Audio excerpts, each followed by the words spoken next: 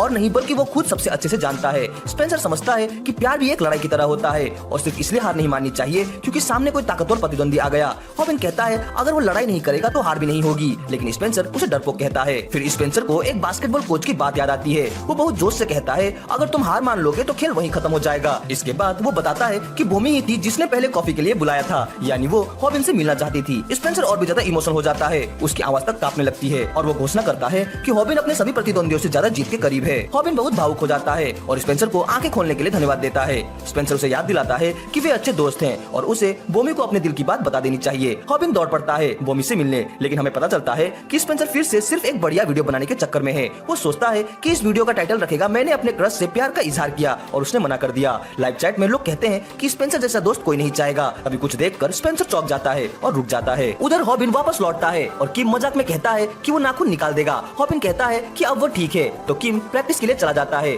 उसका अगला मैच अगले हफ्ते है। अब हॉबिन को समझ आता है कि किम और बॉमी किसी डेट पर नहीं थे और उसने बेवजह खुद को हारा हुआ मान लिया था। उसी वक्त किम चौंकाने वाली बात कहता है। वो हॉबिन से कहता है कि वो एक अच्छा फाइटर है। किम ने हॉबिन का वीडियो देखा था जिसमें वो गुंडे से लड़ रहा था और उसे समझ में आ गया था कि हॉबिन शुरू में जानबूझकर पंच खा रहा था ताकि बाद में दर्द कम हो। लेकिन उससे भी ज्यादा दिलचस्प बात ये है कि किम मानता है कि हॉबिन ने अगला मूव भी जानबूझकर नहीं किया। हॉबिन हैरान होता है, उसे खुद नहीं पता कि किम किस मूव की बात कर रहा है। किम वहाँ से चला जाता है, लेकिन हॉबिन सोचता है कि क्या बाकी लोग भी सीक्रेट चिकन मैन वीडियोस के बारे में जानता है। बोमी को अंदाजा हो जाता है कि हॉबिन कुछ कहने वापस आया है, लेकिन हॉबिन बहुत नर्वस होता है। आखिरकार वो उसे पूछ ही लेता है कि उसे कैसा इंसान पसंद है। बोमी जवाब देती है ईमानदार इंसान। यह सुनकर हॉबिन तय करता है कि वो अपने दिल की बात सच्चाई से बताएगा। वो कल्पना करता है कि कैसे वो बोमी से कहेगा कि वो उसके सपने की लड़की है, लेकिन वो अभी ऐसा नहीं कह पाता। सबसे पहले वो स्पेंसर की पोल खोलता है जो इस पूरे पल को चुपके से अभी भी लाइव ब्रॉडकास्ट कर रहा था। हॉबिन चौंक जाता है जब वो देखता है कि स्पेंसर का चेहरा बुरी तरह से सूजा हुआ है क्योंकि पैको उसे बदला लेने वापस आया है। बोमी सोचती है कि आखिर ये लड़का पैको चाहता क्या है,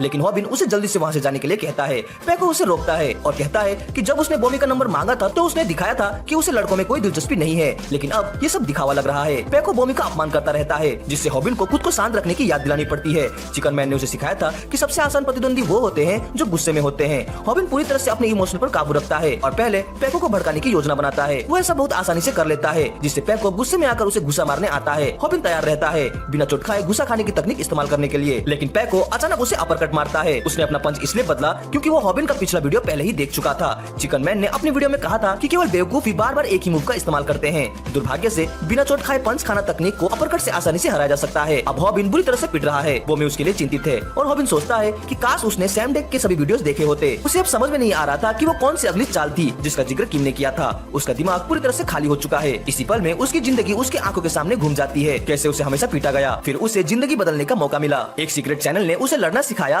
और फिर वो उस ज्ञान से पैसे कमाने लगा, लेकिन फिर वो संतुष्ट हो गया और उसे सीखना छोड़ दिया। अब उसे इसकी भारी कीमत चुकानी पड़ रही है। वो फिर से एक लूजर बन गया है। जब पैको उसे खत्म करने की तैयारी करता है, हॉबिन सोचता है कि पहले वो मानता था कि मार खाना लड़ने से बेहतर है। जख्म भर जाएंगे, दर्द चला जाएगा, लेकिन इस बार यह कुछ अलग है क्योंकि इस बार बोमी उसे देख रही है। हॉबिन जानता है कि ये जख्म जल्दी नहीं भरने वाला। उसे शर्मा रही है कि बोमी उसे इस हालत में देख रही है, इसलिए वो पैको से बस एक ही बात कहता है, बोमी को घर जाने दो। पैको फिर से हॉबिन को पीटना शुरू कर देता है और हॉबिन सोचता है कि उसे किसी भी हाल में बस इतना करना है कि बोमी सुरक्षित घर पहुंच जाए। वो नहीं चाहता कि बोमी को कभी पता चले कि वो कितना कमजोर और बेकार इंसान है।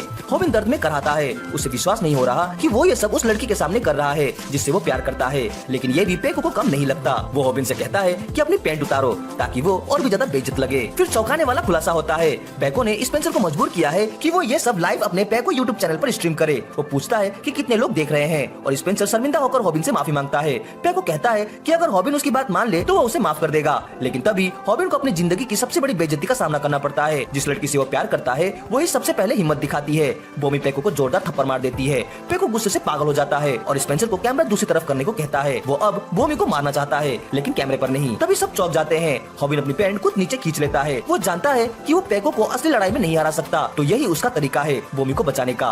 पैको यकीन नहीं कर पाता कि हॉबिन ने सच में ऐसा कर डाला। वो मजाक उड़ाते हुए कहता है कि अब तो हॉबिन के सब्सक्राइबर जरूर कम होंगे। फिर वो उसे धमकाता है कि जो भी पैसे उसके पास है वो भेज दे और अपना यूट्यूब चैनल हमेशा के लिए बंद कर दे। तभी हॉबिन अपनी जबरदस्त हिम्मत दिखाता है। वो अपनी असली प्लान का खुलासा करता है। वो अपने बॉक्सर तक उतारने वाला है। पैको डर जाता है क्योंकि अगर ये लाइव स्ट्रीम हुआ तो उसका यूट्यूब चैनल हमेशा के लिए बैन हो सकता है, लेकिन हॉबिन ने अपना फैसला कर लिया है। वो बोमी से अलविदा कहता है और ये कहता है कि ये मेरा आखिरी विरोध है। पैको उससे ऐसा ना करने की भीख मांगता है, लेकिन उसे करने की जरूरत नहीं पड़ती। किम अचानक वापस आता है और हॉबिन को रोक देता है। हॉबिन गुस्से में है क्योंकि किम उसे आखिरी बची हुई इज्जत से भी वंचित कर रहा है। किम ने लाइव स्ट्रीम देख ली थी और वो फौरन वहाँ पहुँचा। किम कैसे आसानी से सभी लड़कों को हरा देता है, यहाँ तक कि पेको भी अपनी जान की भीख मांगता है। हॉबिन को खुद पर इतनी शर्म आती है कि वो अपना सिर तक उठा नहीं पाता। बोमी को उसकी चिंता होती है, लेकिन किम समझाता है कि इस वक्त हॉबिन को अकेला छोड़ा जाना चाहिए। हॉबिन सोचता है कि वो इतना लाचार इंसान कब बन गया। उसे लगता है शायद तब जब उसके पिता उन्हें छोड़कर चले गए, लेकिन वो महसूस करता है कि जब उसने स्कूल ज्वाइन किया था तो बहुत खुश था। सब कुछ तब बर्बाद हुआ जब उसने पेको से दोस्ती की। वो कभी नहीं समझ पाया कि पेको उसे क्यों मारता था, क्योंकि सच्चाई यह है कि पेको के पास कभी कोई वजह थी ही नहीं। यहीं से हॉबिन को स्कूल से नफरत हो गई। वो लोगों की आंखों में देखना छोड़ दिया। उसका शरीर भी कमजोर पड़ गया और उसका डर चरम पर पहुंच गया। अब फिर से हॉबिन वैसा ही बन गया है। वो जोर जोर से रोता है। स्पेंसर माफी मांगता है। अब वो फिर से सिर्फ अपने सबसे वफादार दर्शकों के लिए स्ट्रीम कर रहा है। इस बार वो खुद को मेकअप मॉडल बना लेता है और सोचता है कि काश वो हॉबिन से ठीक से माफी मांग पाता। दूसरी ओर मैकडॉनल्ड्स में बोमी परेशान है कि हॉबिन उसकी किसी भी कॉल का जवाब नहीं दे रहा। उधर हॉबिन अपने घर में है और हमें बताता है मैं बस गायब हो जाना चाहता था, लेकिन हॉबिन अब सिर्फ खुद पर तरस नहीं खा रहा। हम देखते हैं कि सैंडेक की वीडियो हॉबिन के कंप्यूटर पर चल रही है। सैंडेक कहता है चमत्कार सिर्फ उनके लिए नहीं होते जो मेहनत नहीं करते। जो फाइटिंग टेक्निक इस वीडियो में सिखाई जा रही है उसका नाम एक आम इंसान से कैसे लड़े और जीते। फिर हम देखते हैं कि हमारा हीरो हॉबिन पुशअप्स कर रहा है कि उसने अब खुद को बदलने का फैसला कर लिया है। सैंडेक बताता है कि लोगों के लिए खुद को बदलने की प्रेरणा सिर्फ यूट्यूब वीडियो से नहीं आती, इसके लिए गुस्सा जरूरी है। अपने आप पर गुस्सा, उसी गुस्से से इंसान बदलने की ताकत पाता है। हॉबिन भी अब खुद को बदलने में जी जान से लग जाता है, जैसे इस दुनिया में अब और कुछ मायने नहीं रखता। सैंडेक बताता है कि इस एक वीडियो की टेक्निक को मास्टर करने में पूरा 1 महीना लग जाएगा। दूसरी ओर स्कूल में पेको ने लाइव स्ट्रीम करते हुए स्पेंसर की पिटाई कर दी। वो चिल्ला चिल्ला कर कहता है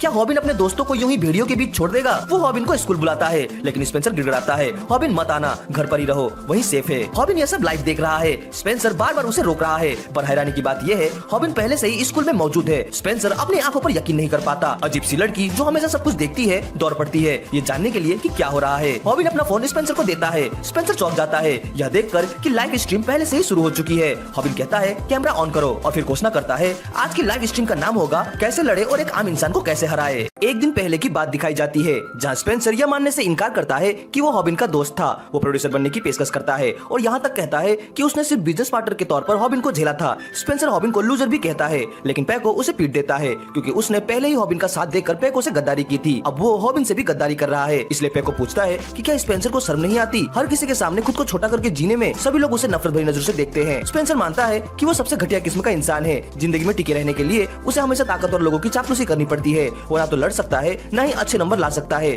तो यही उसका तरीका है आगे बढ़ने का। उसका कोई सच्चा दोस्त भी नहीं है। तभी पेको अपना स्ट्रीम चालू करता है और स्पेंसर बताता है कि कैसे पेको का चैनल फिर से चल पड़ा है। एक्सपोज होने के बाद भी लोग उसे फिर से स्वीकार कर चुके हैं। अब पेको का नया अंदाज जो बहुत सीधा और बिंदास है उसे और भी ज्यादा पॉपुलर बना रहा है और अब वो 9 लाख सब्सक्राइबर पूरे होने का जश्न मना रहा है। दूसरी ओर वायरल हिट चैनल के सब्सक्राइबर लगातार कम हो रहे हैं क्योंकि हॉबिन गायब है और कोई नया वीडियो नहीं आ रहा। फिर भी कुछ वफादार फैंस है जो उसके लौटने का इंतजार कर रहे हैं, लेकिन यह कहना मुश्किल है कि लोग हॉबिन का कितना इंतजार करेंगे। तभी पेको के दिमाग में एक आइडिया आता है। वो 1 मिलियन सब्सक्राइबर तक पहुंचने की योजना बनाता है। वो स्पेंसर से कहता है कि वो हॉबिन को अगली सुबह स्कूल में लाने के लिए मना ले। ये सुनकर स्पेंसर अंदर से गुस्से में भर जाता है। वो सोचता है कि पेको कितना नीच है जो उससे उसके ही दोस्त को धोखा देने को कह रहा है। लेकिन तभी पेको कहता है कि अगर उसका ये प्लान सफल हुआ तो वो फिर से स्पेंसर को अपना कैमरामैन बना लेगा। ये सुनकर स्पेंसर मान जाता है। वो यहाँ तक कह देता है कि हॉबिन कभी उसका दोस्त था ही नहीं। स्पेंसर सोचता है कि उसके पास और कोई चारा नहीं है, उसे किसी भी हाल में जिंदा रहना है, इसीलिए उसे ये मौका नहीं छोड़ना चाहिए। स्पेंसर जल्दी से अस्पताल पहुँचता है और हॉबिन की माँ से उनका घर पूछता है। वो पहले उनके घर जा चुका है लेकिन उसे सही घर नंबर याद नहीं है। हॉबिन की माँ हैरान होती है ये सुनकर कि हॉबिन स्कूल नहीं जा रहा। स्पेंसर बस कहता है कि मामला बहुत जरूरी है। वो अपने मन में फिर से खुद को सही ठहराता है। उसे जिंदा रहने के लिए जो करना पड़े वो करेगा। जैसे ही माँ पता देती है स्पेंसर सोचता है कि अब वो बच गया। लेकिन अगले ही दिन स्कूल में फिर से उसकी पिटाई हो चुकी होती है। इस बार भी उसे पीटने वाला पेको ही होता है क्योंकि हॉबिन स्कूल नहीं आया। पेको गुस्से में है क्योंकि हॉबिन ने उसका सारा प्लान बेकार कर दिया और अब उसे उस छोटे प्रोजेक्ट के लिए $300 भी नहीं मिलेंगे। स्पेंसर बताता है कि वो हॉबिन के घर गया था और उसे आवाज भी दी, लेकिन हॉबिन बाहर नहीं आया। पेको को कोई फर्क नहीं पड़ता। वो फिर से स्पेंसर की पिटाई कर देता है। फिर पेको स्पेंसर को एक आखिरी मौका देता है। वो कहता है कि अब की बार हॉबिन को जरूर स्कूल लाना होगा और फिर वो लाइव स्ट्रीम चालू कर देता है। लेकिन पेको तब हैरान रह जाता है जब स्पेंसर कुछ बिल्कुल उल्टा करता है। वो हॉबिन से कहता है कि वो स्कूल बिल्कुल न आए। स्पेंसर उसे बताता है कि पेको को सिर्फ उसे मारने के लिए $300 मिलने वाले हैं। स्पेंसर कहता है कि इस बार तो पेको शायद उसे जान से ही मार दे, इसलिए वो हॉबिन से बहुत गंभीरता से कहता है घर पर ही रहो। पेको ये सुनकर अपना आपा खो बैठता है और स्पेंसर को जोर से मुक्का मारता है। फिर दिखाया जाता है कि स्पेंसर का दिल क्यों बदला। एक दिन पहले जब वो हॉबिन की माँ से बात कर रहा था तो उन्होंने बताया कि हॉबिन ने उनके सामने स्पेंसर को अपना दोस्त कहा था। हॉबिन ने अपनी माँ से कहा था कि उसे स्कूल अब ज्यादा अच्छा लगने लगा है क्योंकि उसे एक सच्चा दोस्त मिल गया है। यह सुनकर स्पेंसर चौंक गया था। उसे महसूस हुआ कि वो चाहे कितना भी झूठ बोल ले या धोखा दे, हॉबिन ने उसे दोस्त कहा और यही बात उसके दिल को छू गई। अब वो उसे धोखा नहीं दे सकता। फिर हम वापस वर्तमान में आते हैं जहाँ हॉबिन स्कूल लौट आया है। हालांकि स्पेंसर ने उसे मना किया था। रॉबिन स्पेंसर से कहता है कि